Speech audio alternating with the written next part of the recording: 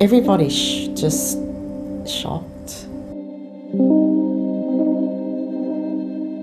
At the moment, can't think about life moving forward.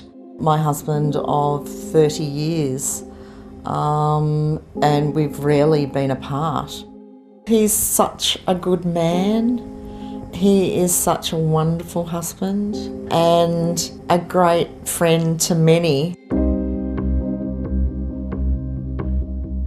After helping her husband David recover from cancer and now living with a chronic illness herself, Jackie Monk never expected to be here, preparing to visit him in hospital on life support. Around the 16th of February, David had achy joints. He didn't really seem to understand basic questions and he seemed quite weak. And I thought, what the hell is going on?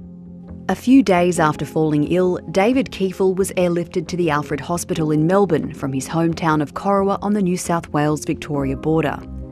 He was diagnosed with Japanese encephalitis, a virus spread by mosquitoes that's rare in Australia but prevalent in parts of Southeast Asia.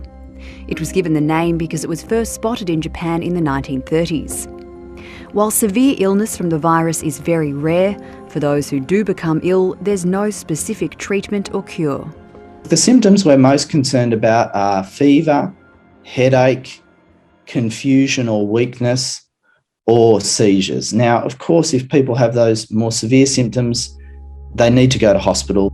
The virus appeared in Australia last month and has now been seen in 21 piggeries in Victoria, New South Wales, South Australia and Queensland. Currently, 10 people are sick and 2 have died. Most people who get infected from a mosquito actually don't become very unwell. Might not get any symptoms, but about something in the order of 1 in 100 people infected, this virus goes to the brain or spinal cord. And if it goes to the brain or spinal cord, it can make people very sick, put them into intensive care and even die. Jackie is distraught at the thought of losing her husband. She lives with fibromatosis and her husband is her primary carer. The Japanese encephalitis has affected his brain and his spinal column. I don't think he has any idea of where he is or what is going on. I don't think he knew who I was. And it's really hard to rationalise that this can happen from a mozzie bite in such a sophisticated country as Australia. This week she drove down from the couple's hometown to see her husband in hospital. Their town, Corowa, is near one of the piggeries where the mosquito-borne virus has been detected. However, the couple don't know where David contracted the illness. Considerable rainfall has created ideal conditions for the emergence and spread of Japanese encephalitis virus. The water provides habitat for the birds that are a reservoir of the virus and the mosquitoes that spread it from the birds to pigs and potentially to people. Recent rains have exacerbated the problem, but the emergence of the virus has still shocked researchers as it's never before been seen in southern Australia. It was a real surprise for us to find activity of Japanese encephalitis virus in Australia. We've seen cases, only a very small number of Japanese encephalitis viruses in around Cape York, the furthest north of Australia.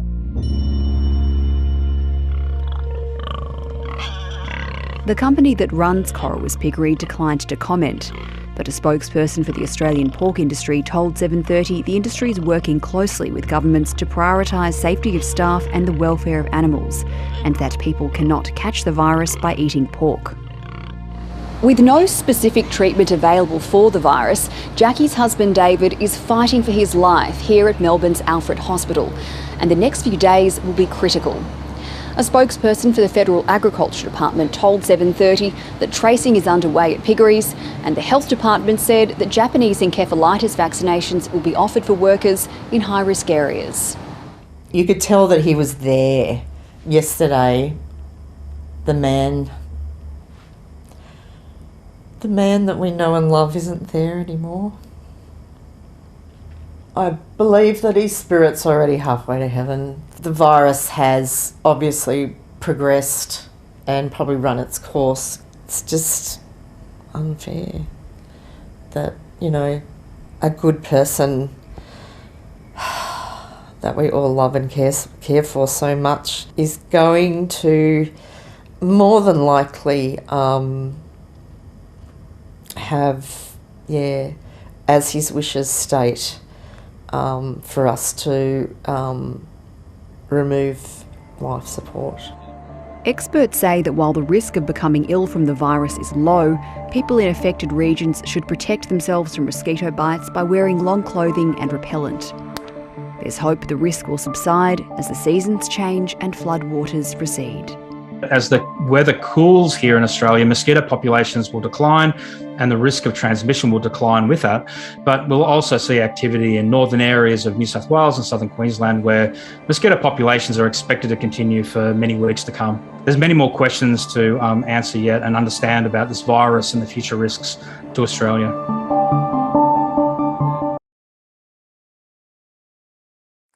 Hi, I'm Lee Sales. Thanks for watching this story. If you'd like to watch more of 730's stories, they are on the left of your screen. And tap on the button below to subscribe and get the latest from ABC News.